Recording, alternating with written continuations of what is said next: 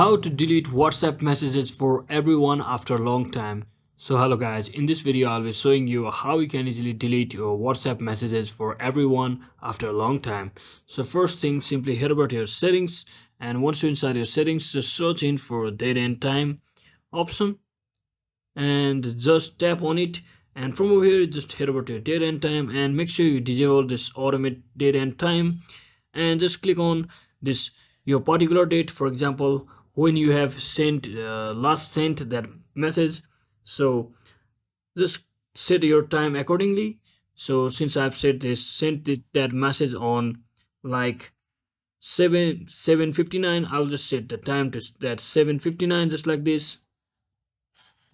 And once you set the time to this, just head over to your WhatsApp once again and just click on that particular message, and from over here just click on delete and delete for everyone. So that is exactly how you can easily delete your messages for everyone after a long time. So hope this video was helpful guys. If it was, don't forget to like and subscribe to the channel. See you on the next one.